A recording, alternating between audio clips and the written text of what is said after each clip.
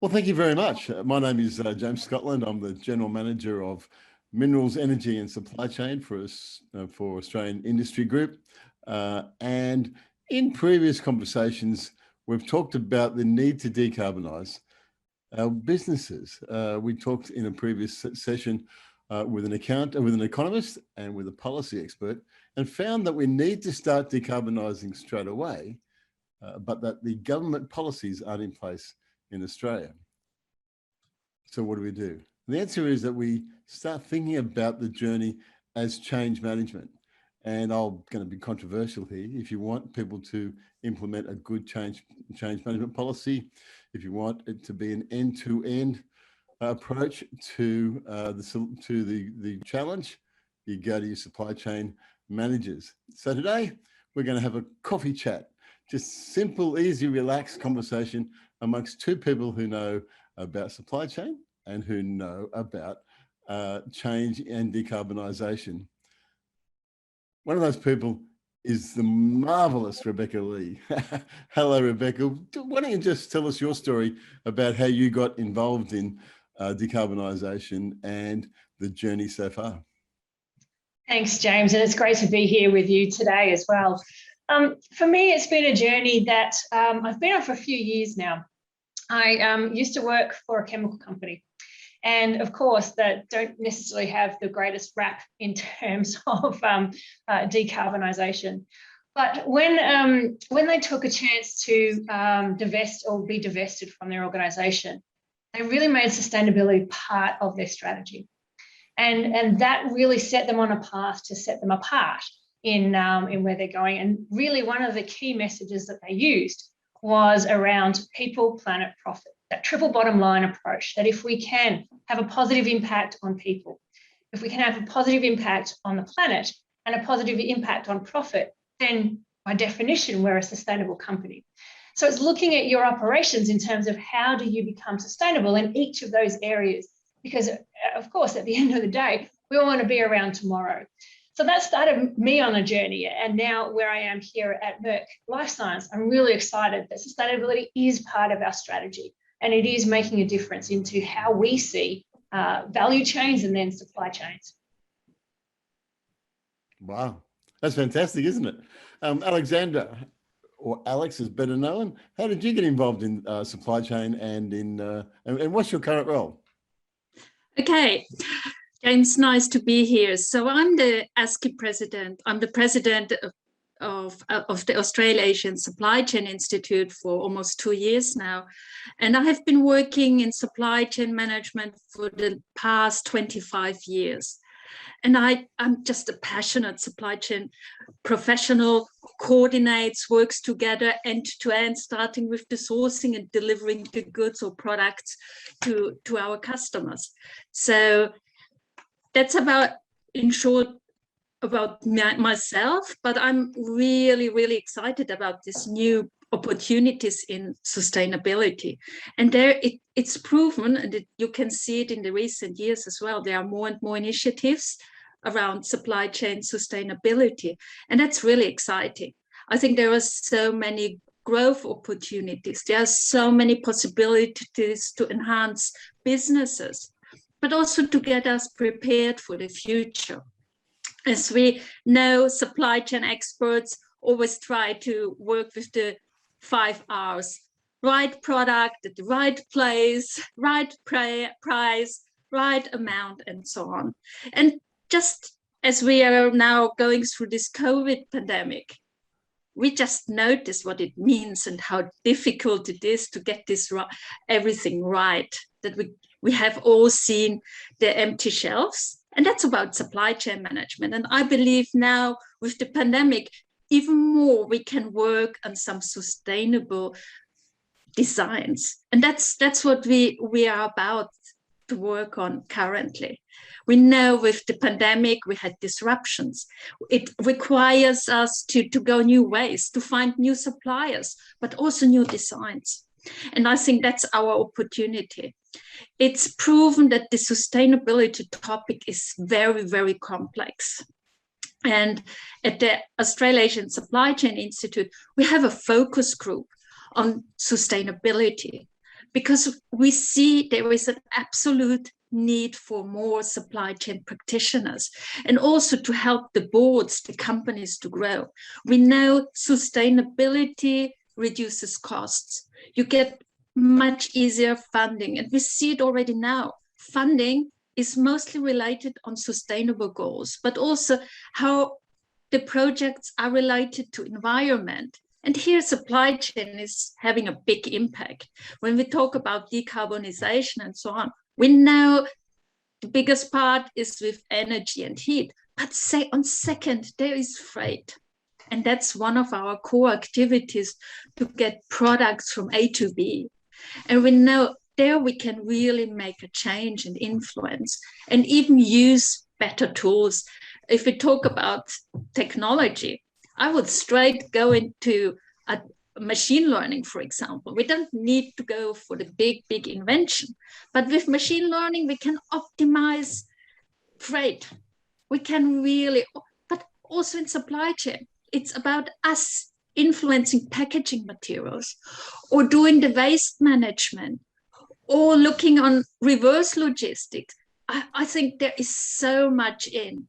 And I'm really proud of our initiatives at the Australasian Supply Chain Institute, where we meet with all the supply chain professionals and we drive further this sustainability trends to support businesses. There's a lot of great points there, and I'll pick them up as we go. But Rebecca, do you see the decarbonisation part of the sustainability question, or is it a business opportunity, or both? James, I really think it's both. I think if we look at it from a holistic point of view, taking sustainability and making it part of strategy is the first part of that. And then seeing how we can have those positive impacts along each of the value chains, and whether that's through that supply chain network up the value chain, where we're sourcing materials, where we're sourcing our products, or down that value chain where we're delivering then to our customers and to those end users. I think it has to start from a holistic approach from the top. So while I would say though, it's top down and bottom up at the same time.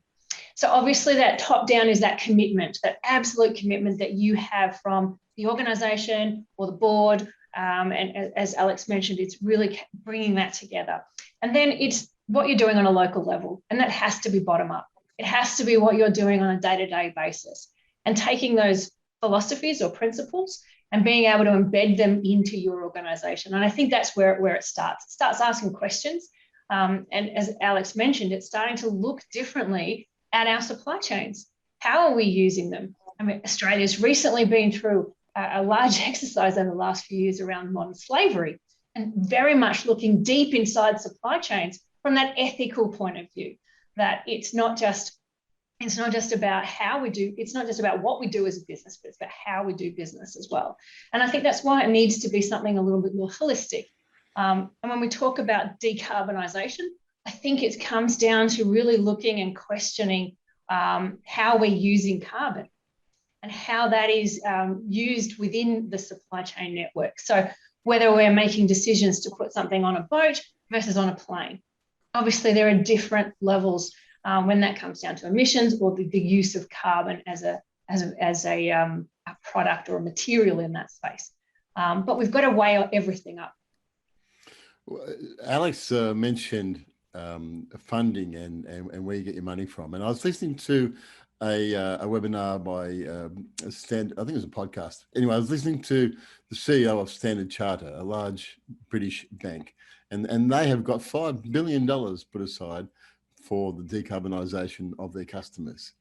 And he talked about true value. He said, if a business makes, if we say that carbon is priced at, say, $30 a tonne, and the business makes $200 million a year, but based on $30 a tonne, their carbon footprint means that they lost if they factor that in, they lose 3 million. That's not value, and they won't invest there. So they're starting to see that triple bottom line of saying, what's your carbon footprint?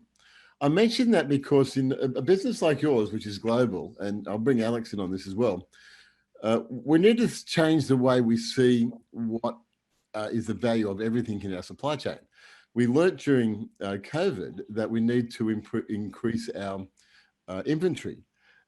despite 20, 30, 40 years we've been working just in time, at the other end of the earth, we've been bringing things in just in time.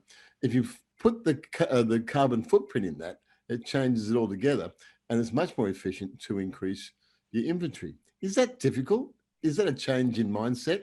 And is it a change in mindset for your managers and your staff?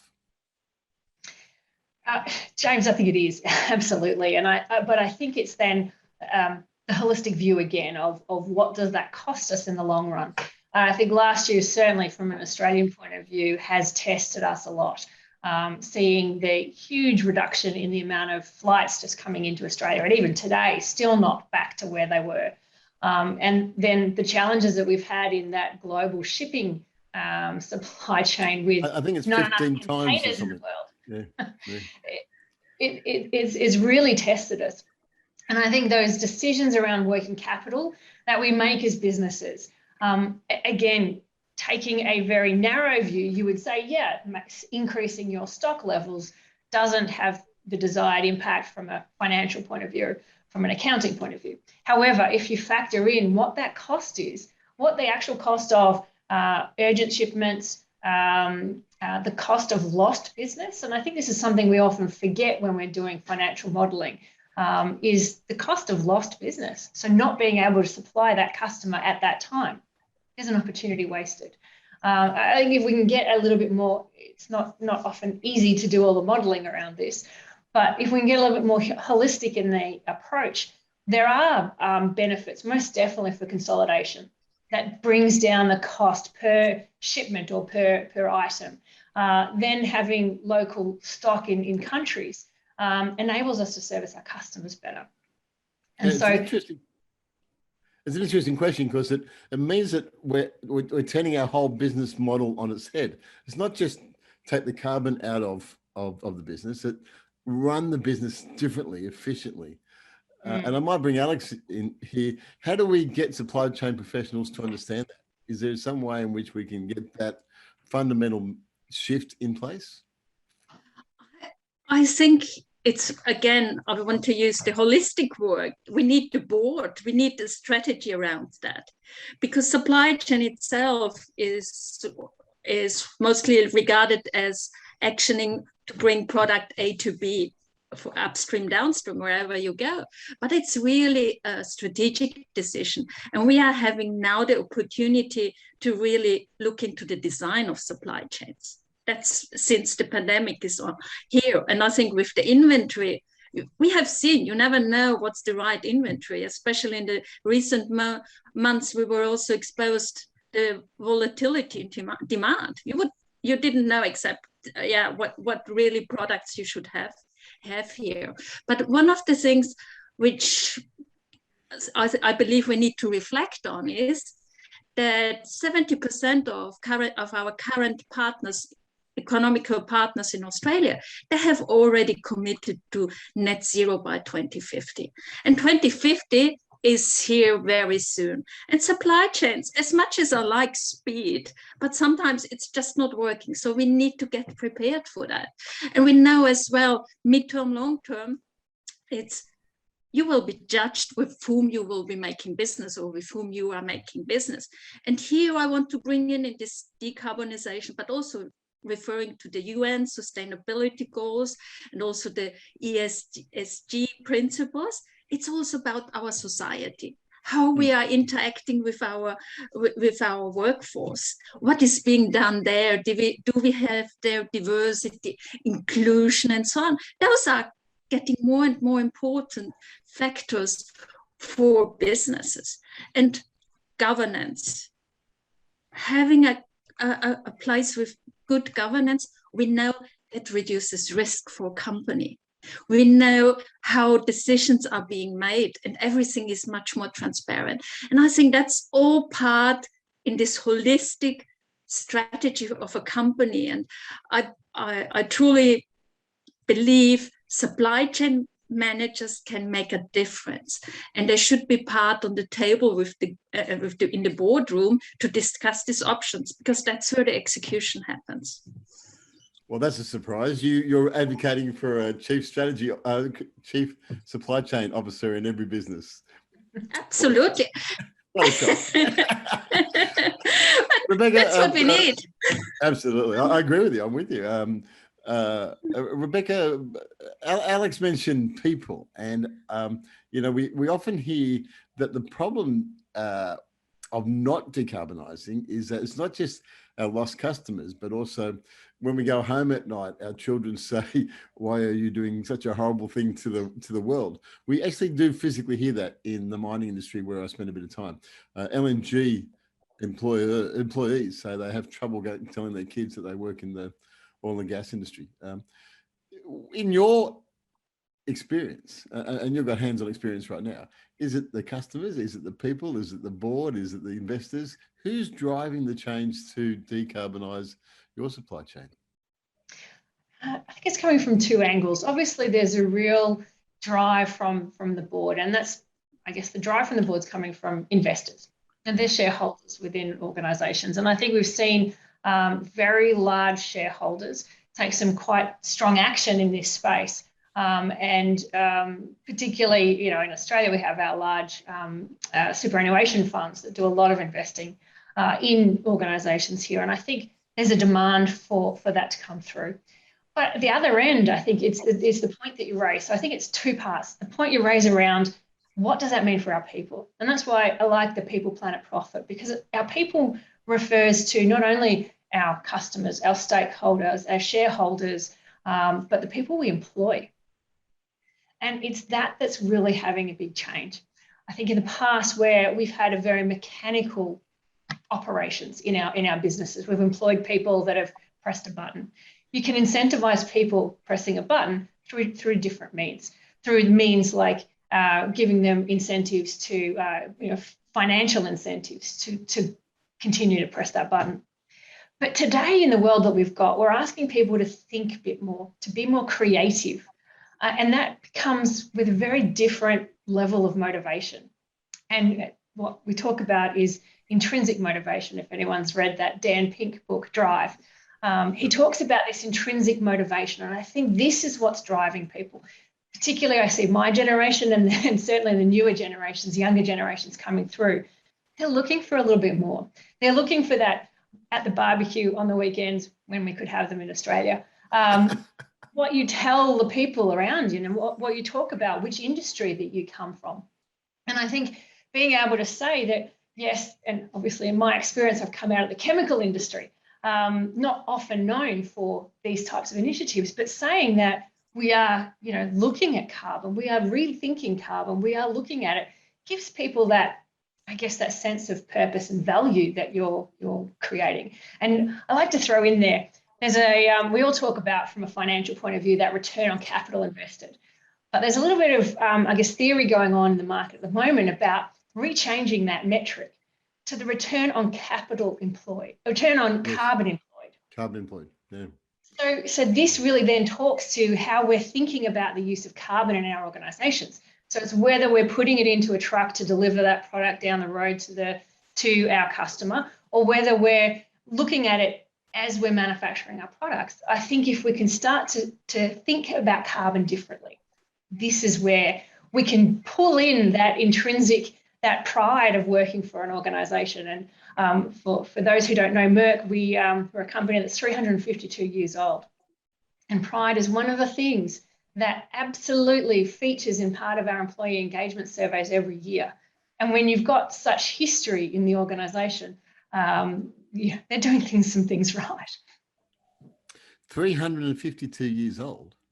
Where did it start? So it started in Germany, a little town called Darmstadt, and Merck started as a pharmaceutical. It was a pharmacy, but then started to industrialise the manufacture of pharmaceutical goods, improve the quality, improve the insurance, and started back there. So we're still operating in over 170 countries around the world with over 55,000 employees. And so talking to that value, that purpose, really is about talking to the people. I think the UN says there's about 223 countries. So if you're in 170, you're doing something amazing. You're right about the barbecue. I've always enjoyed this idea of when you go to a barbecue and I meet you for the first time, the first question is, so what do you do? But what the question really is, who do you work for? It's that whole I wear my company badge on my forehead type thing, and we justify ourselves. I'm a lawyer. I work for, or I'm a school teacher, or I work for Merck. It's really important to us as individuals, isn't it? And that brings in that sustainability goal that Alex was talking about. You've got to be proud of your company. Do you promote the sustainability goals in your organization? Absolutely. So I think the UN Sustainable Development Goals that have come out since early 2015 have really made a great platform for us to talk about sustainability, because it's meant something that has been able to be worldwide, to cross industries, to cross sectors. So the UN Sustainable Development Goals are certainly part of the strategy that Merck has put in place. And I think it's around how can we find a way to talk about all of the activities that we do as organizations. And Alex mentioned that governance activities, the social activities, the environmental, and this is where the Sustainable Development Goals really wrap this up nicely. Companies can do heat maps around where they have their operations and what their products and services offer in terms of meeting those goals. But they can also look at what they do from a social point of view. So, organizations want to build around them social communities and communities that are thriving around them. And it's then using those, those impact dollars to see how they can support organizations that sit around them. And I think if I take our organization and what we've done locally, and particularly around products, and I know you talk about growing stock, but there's always that management of stock, and how do you ensure that it doesn't, especially in the life science sector that we're in at the moment, that it doesn't expire.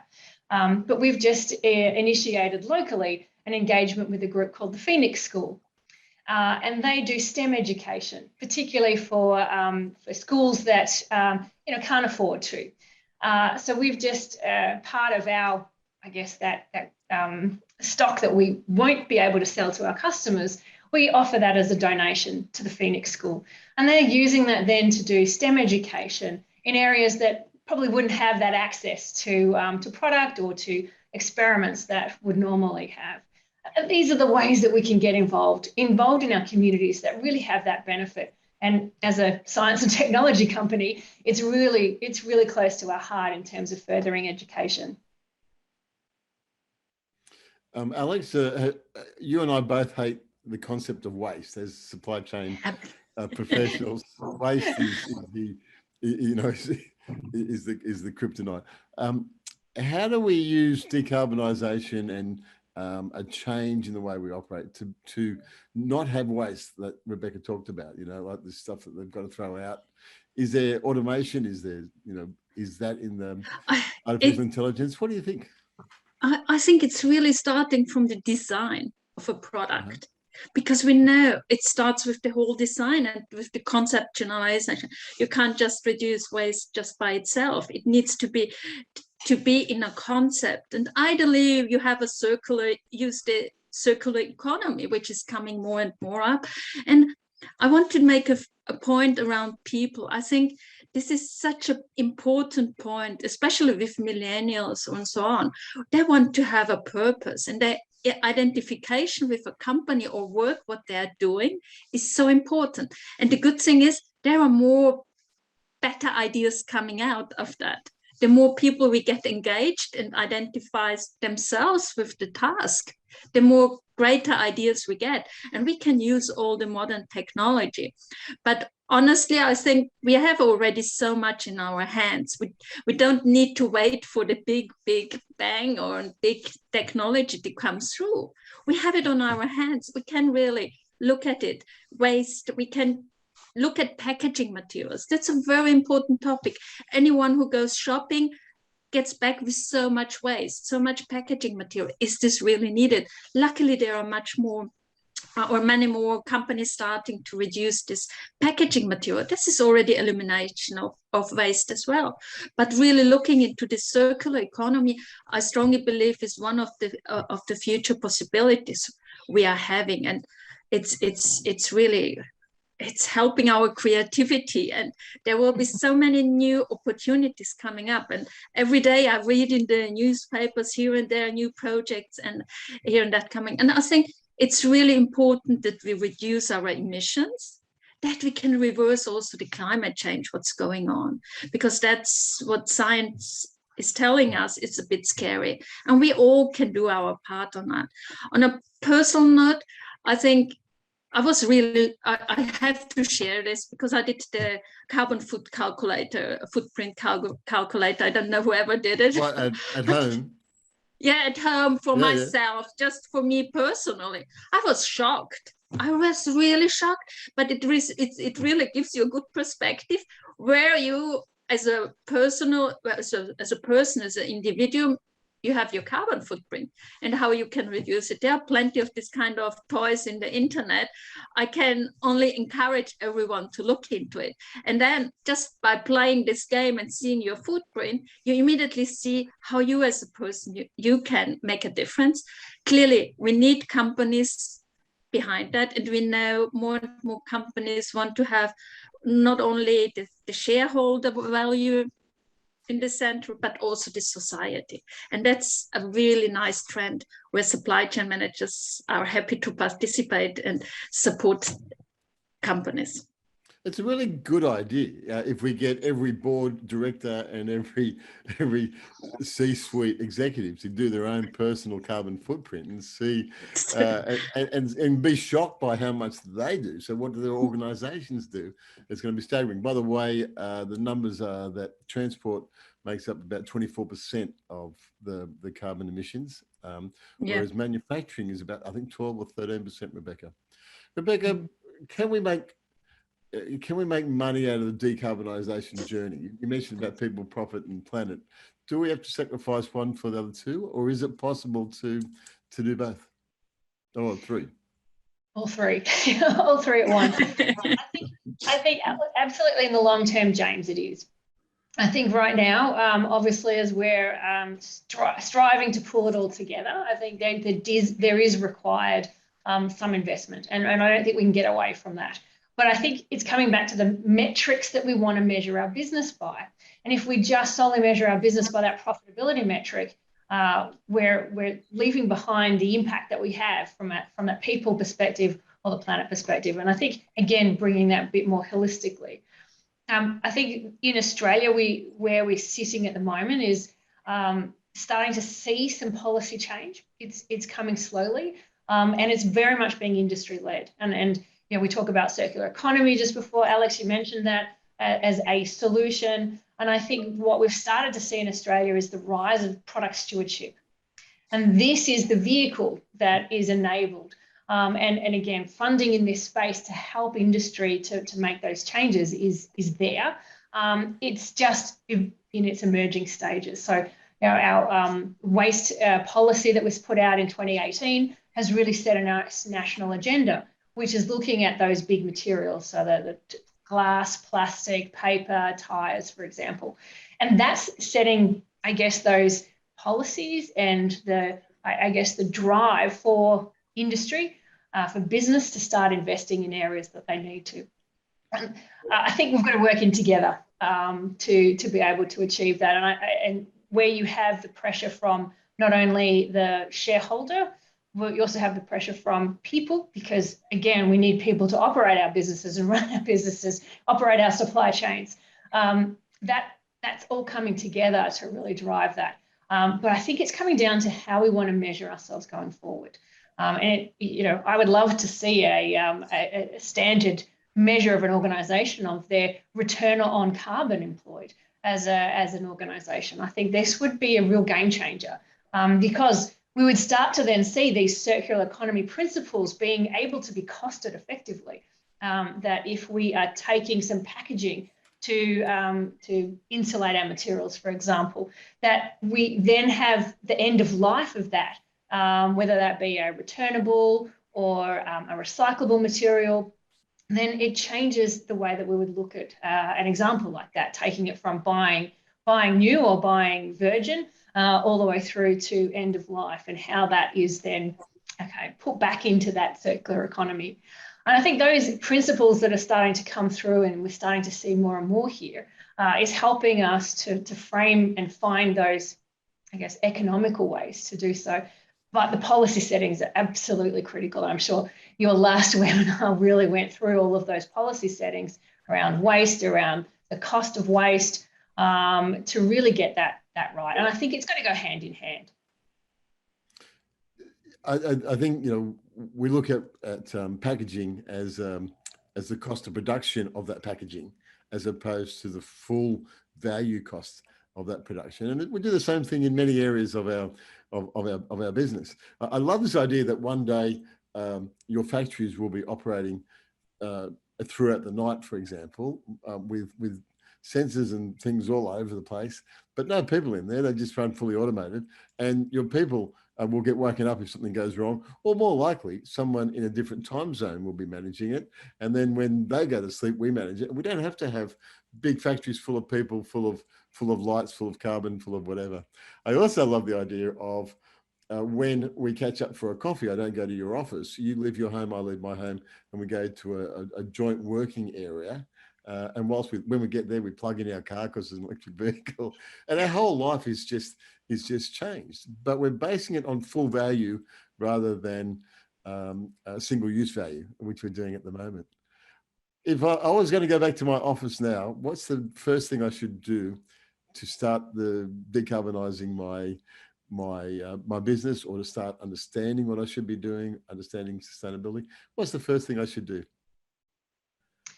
From my point of view, I think it's building a committee. And again, it's a ground up committee to talk about sustainability. The UN Sustainable Development Goals really give you a very nice framework around which to decide where can you have impact.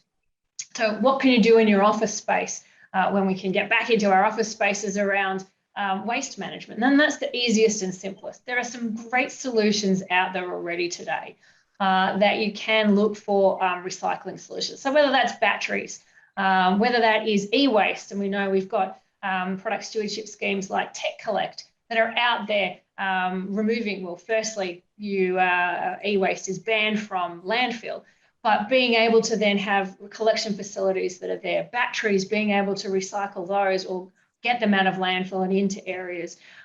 Even small programs like your bread tags and seeing how they can be. I think these are the small things that we can do along the way. It starts to then build its own momentum. And there are so many programs out there at the moment. And I know in our own offices, we use a lot of TerraCycle boxes. These are boxes that you can have anything from plastic waste all the way through to your pens and your pencils. And they'll collect those and then recycle them. I think this is where we're starting to think about waste differently, and that impact and how we can reduce landfill brings us to, I guess, living those circular economy principles. Alex, it sounds like that both of you are saying that this is about measuring the whole thing, and this is about data, this is about understanding what our business really looks like, as opposed to that kind of linear approach we've had for 200 years. Have you got a final word, Alex, on that?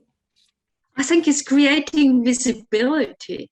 This is the most critical part in them, and sit together with all the people along the value chain, and start working on it and identifying it. It's really about collecting the data, making sure that we know what our business really looks like. Would you agree with that, Rebecca? Absolutely, James. When there's so much around at the moment about greenwashing, and unless you have the ability to validate, ability to get those measurables out of your organisation, it's not going to work. I think there are some fantastic organisations out there. And when I look at validation, it's, organisations like EcoVadis who come in and do rating systems for organisations who help you build those. That's where I think you get those proof points around it and really make what you do as an organisation intrinsically part of your everyday.